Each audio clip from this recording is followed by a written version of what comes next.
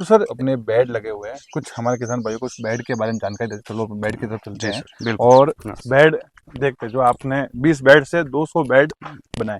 Sir ये मुझे बताओ कि जो अभी ये जो आपने ये बेड तैयार किए, ये कब तैयार किए अभी? ये अभी देखो लगभग इनको 10-12 दिन हो गए। 10-12 दिन हो चुके बस हैं। कम से कम 10 दिन इसके एक्टिवेशन पीरियड को पूरा होने में लगता है। अच्छा, मतलब कि एक्टिवेशन कैसे? मतलब कि हम ये कह सकते हैं कि बेड को जमने में लगता है। बेड को जमने हाँ, में। जब तक ये बेड जम नहीं जाते तब तक हमें पूरा मॉइस्चर का हाँ हाँ। और ये कहीं हीट बैग ना दे, इस हीट चीज बैग? का पूरा ध्यान देना पड़ता है। हीट बैग बोले तो सर क्या हीट होता है? बैग यानी कि गोबर क्योंकि नया होता है। हाँ हाँ, ऊपर गोबर नया होता है। हाँ, तो फिर वो गर्म कर जाता है कई बार अंदर से। अच्छा, तो जैसे कि उससे अभी क्या आप होता केचुआ का देखोगे, ये है? अच्छा, ये किस बात इस तरह से केचुए रहते हैं। हम्म। मतलब ये अभी खाना खा रहे हैं। ये अभी खा रहे हैं। अभी बाहर इतनी गर्मी है, हम्म, तो बाकी अपने हाथ इतना ठंडा कैसे? गोबर तो हमेशा गर्म रहता है, आपको पता है, अपन कभी गोबर में हाथ बिल्कुल। डालते हैं।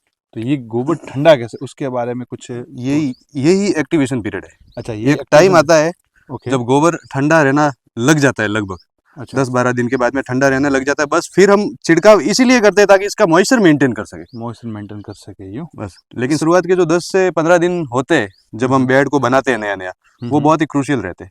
क्योंकि उस अच्छा, टाइम में ही गोबर के अंदर मीथेन गैस का कुछ अंश रहता है जो कि इसको गर्म करता है तो वापस से। मीथेन गैस को कैसे बाहर निकालते हैं अपन? मीथेन गैस को निकालने के लिए हम क्या, सबसे पहले जब बेड बनाते हैं हम्म। तो बेड को बहुत अच्छे से इसके अंदर पानी की सप्लाई देते हैं हम, अच्छा अच्छा, भर भर के। ठीक है।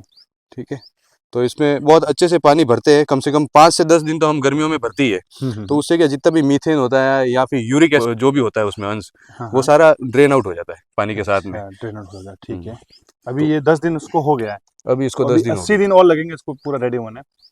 जैसे कि ऑन एवरेज 70-75 दिन लगते हैं गर्मियों में। गर्मियों में यूँ? गर्मियों में सर्दियों में 80 से 90 दिन भी लग जाते हैं। अच्छा। क्योंकि सर्दियों में क्या है कि केचुए का जो मूवमेंट होता है, हम खुद भी अगर अप्लाई करके देखें तो हम सर्दियों में कम मूवमेंट करते हैं। ठीक है। तो सर्दियों में हम एक रजाई में पड़े रहना चाहते हैं या फिर हम हिलना डुलना कम चाहते हैं। हाँ तो हाँ। वैसे ही केचुए में होता है, सर्दी की वजह से थोड़ा इनकी अकड़न हो जाती है, तो अच्छा, वो मूवमेंट कम करते हैं। मूवमेंट कम कर। मूवमेंट कम करते हैं तो केचुआ खाद को धीरे धीरे खाता है। अच्छा, सर ये मुझे बताओ कि बहुत से लोग जो बेड बनाते हैं, उसकी आपके हिसाब से कितना रहना चाहिए, इसकी वो लंबाई चौड़ाई कितनी रहनी चाहिए, उसके बारे में बताइए। इसकी जैसे कि लंबाई का कोई फिक्स पैमाना नहीं है, आप ठीक है। कितनी रख सकते हो।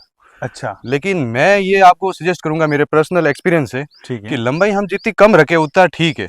क्योंकि जितना लंबा बेड होगा, जैसे कि उधर मैंने बेड बना रखे 90-90 फीट के, ठीक है। ठीक है, ये 30 फीट के स्टैंडर्ड बेड है। Standard bed. स्टैंडर्ड बेड हम कह सकते हैं कि जिसकी चौड़ाई 3.5 से 4 फीट के बीच में है हाँ हाँ। और लंबाई 30 फीट है, ठीक है। ये स्टैंडर्ड बेड की कैटेगरी में आता है। हम्म। ठीक है, अब 30 फीट से अगर लंबे हम बेड करते हैं, 50 फीट में जाते हैं या फिर 100 फीट पे जाते हैं, तो उसमें क्या होता है कि केचुआ यूनिफॉर्म